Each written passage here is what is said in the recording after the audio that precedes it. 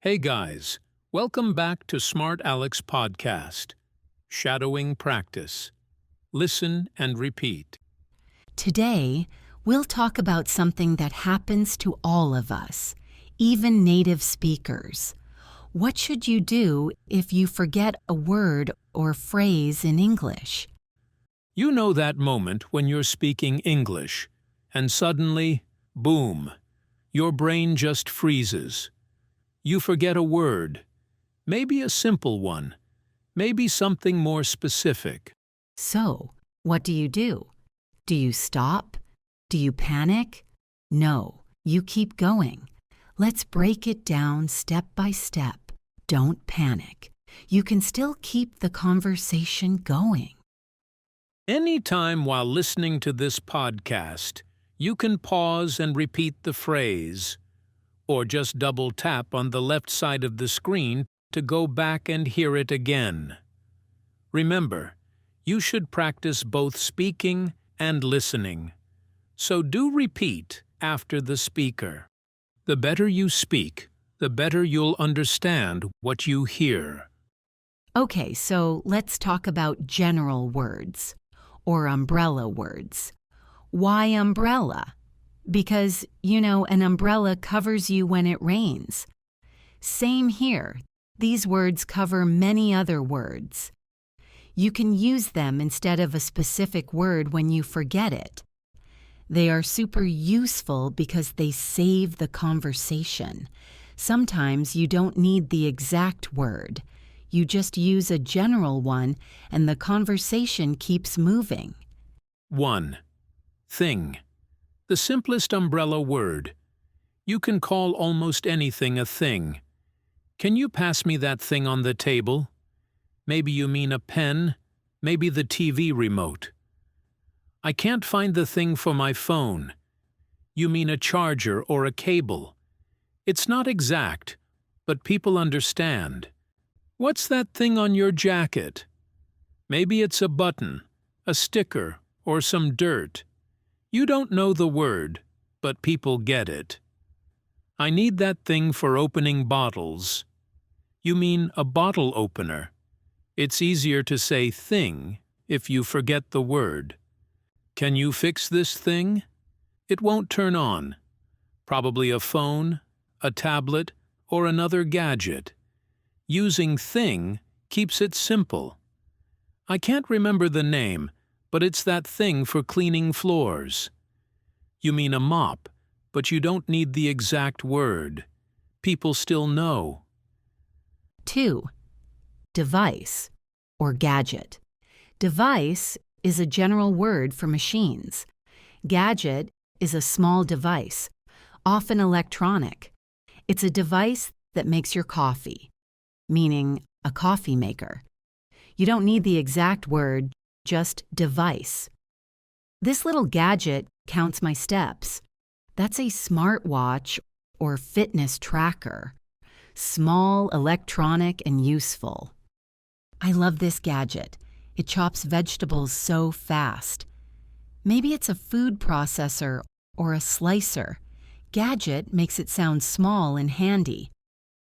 This device helps you connect to the internet. It could be a router or modem. The exact term isn't important. Device covers it.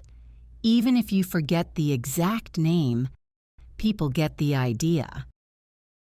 3. Substance and material. Useful when talking about food, drinks, or materials. Substance means some matter, not one object, but the stuff it's made of. It's a white substance you put in coffee. That could be sugar, milk powder, or cream. There's a sticky substance on the floor. Maybe it's honey, glue, or something spilled. You don't need the exact word. This substance makes people sleepy.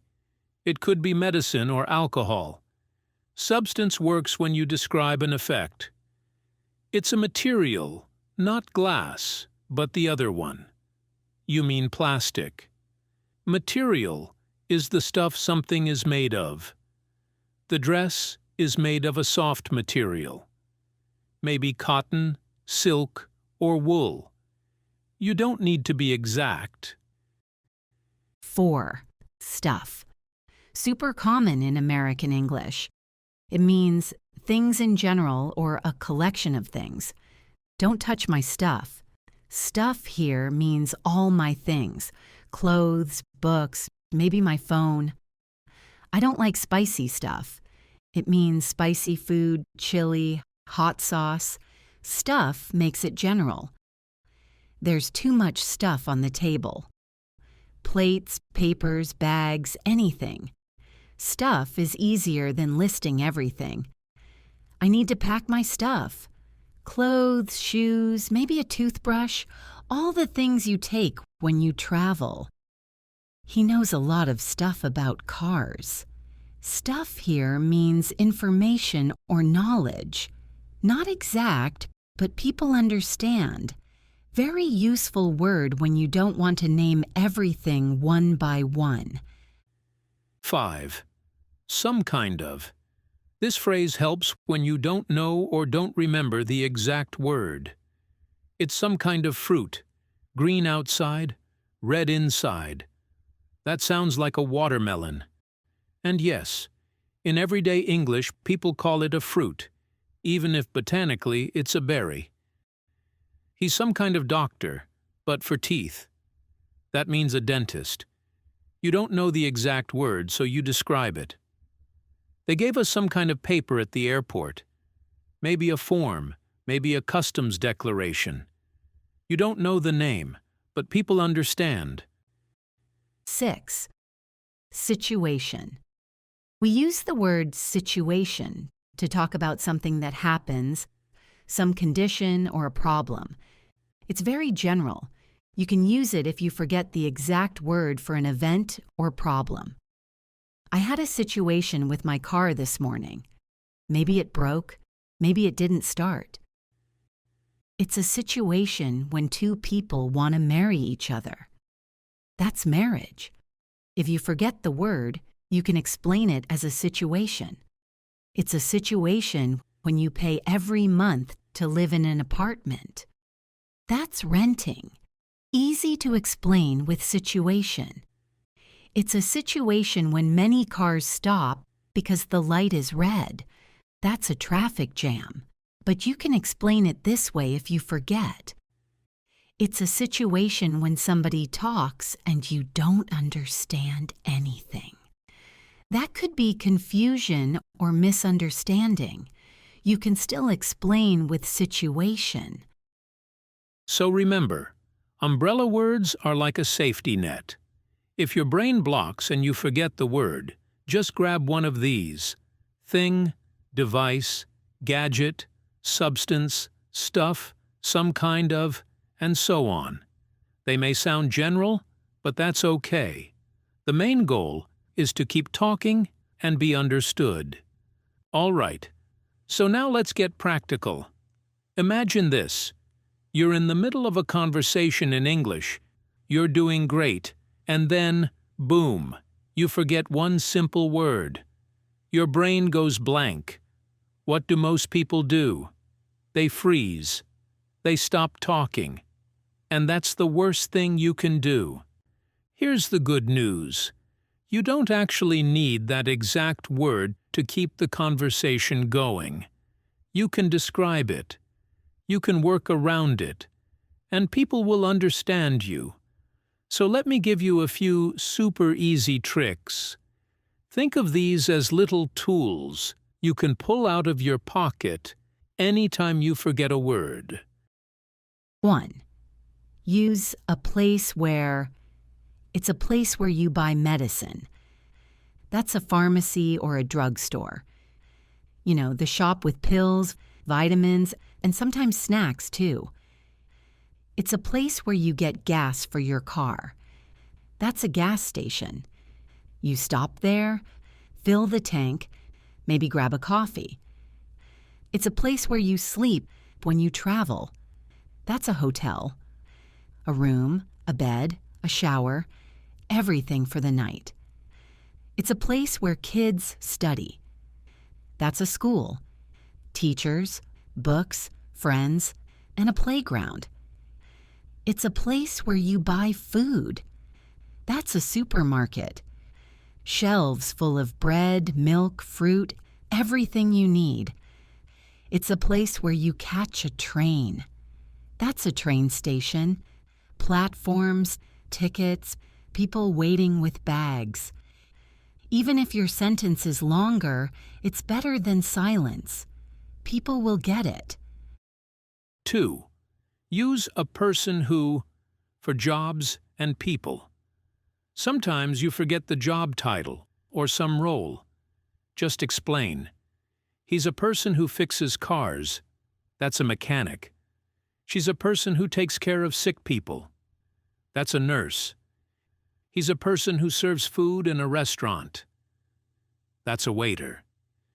She's a person who sells you food in a small shop. That's a shop assistant. He's a person who fixes pipes and water in your house. That's a plumber. Comes with a big toolbox. She's a person who cuts your hair.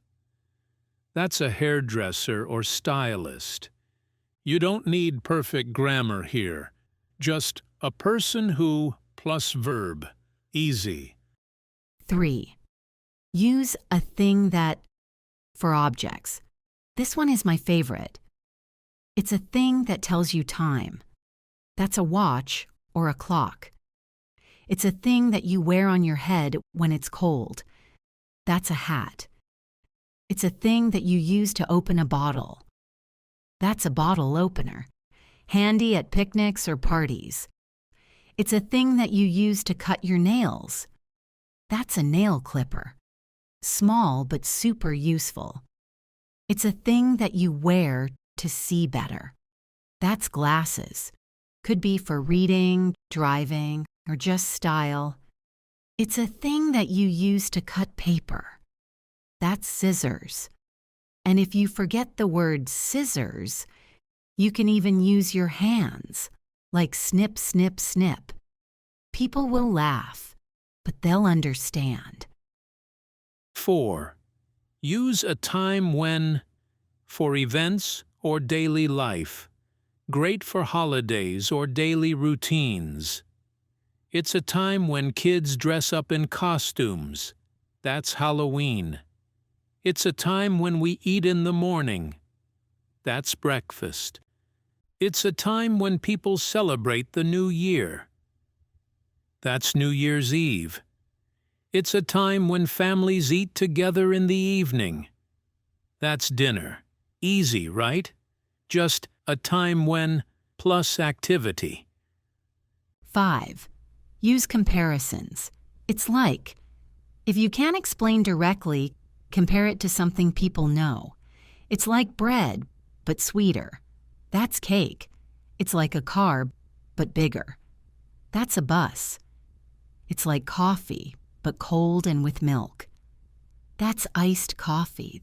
This is natural. Native speakers do it too. 6. Use examples. For example, give a situation to show the meaning. It's a big thing you sit on when you're tired. For example, in the living room. That's a couch. It's something you wear on your feet. For example, when you go running. That's sneakers. It's something you drink in the morning. For example, it keeps you awake. That's coffee. It's a person who brings food to your table. For example, in a restaurant. That's a waiter. It's an animal that gives milk. For example, on a farm. That's a cow. 7. Ask for help. How do you call, "This is totally fine, don't be shy"? How do you call the thing you use to change channels on the TV? That's a remote. What's the word for the thing that holds coffee? That's a mug or a cup. Native speakers do this all the time, even in their own language. 8. Use gestures and sounds. Seriously, don't underestimate this. Point, act, or make a sound. You forgot dog? You can say, It's an animal. It goes woof woof. You forgot doorbell? Say, it's the thing you press. Ding dong. It works. Okay, so far we talked about nouns, places, people, things. But what if you forget a verb, an action word? No problem. You can describe actions too. Here are some tricks you can use. 1. Use to do something with. If you forget the exact action, just say what you do with the object. You do something with your teeth, with food. That's to chew. Even kids will understand. You do that with water and your mouth. That's to drink. Easy connection, water and mouth. You do that with your hand, with clothes in the morning. That's to get dressed. Hand plus clothes. People get it right away. You do that with your head when you say yes. That's to nod. Everyone knows that gesture. You do that with your head when you say no. That's to shake your head. Again, super easy. 2. Use gestures to show the action. Sometimes just showing with your hands works better than words. Pretend to brush your teeth. People will get it. Pretend to drive a car.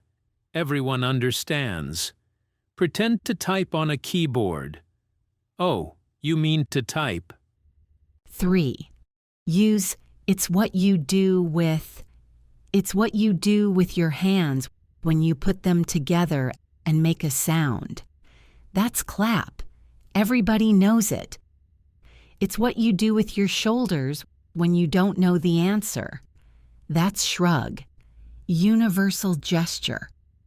It's what you do with your eyes when you close them for a short time. That's blink. Simple, and everyone does it. It's what you do with your hair when you take a brush in the morning. That's comb or brush your hair. It's what you do with your phone when you write short words to a friend. That's text. Modern and very clear. So remember, if you forget a verb, don't stop.